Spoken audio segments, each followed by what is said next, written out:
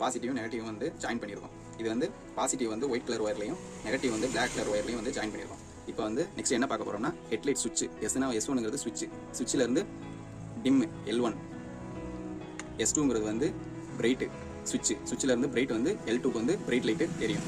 இதில் வந்து இப்போ வந்து லைன் வந்து எப்படி ஒர்க் ஆகுதுன்னு செக் பண்ண போகிறோம். இதில் வந்து S1க்கு வந்து ஹெட்லைட் சுவிட்சிலேருந்து நம்ம வந்து பாசிட்டிவ் வந்து வருது.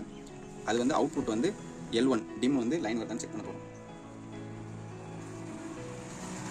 லைன் வருது.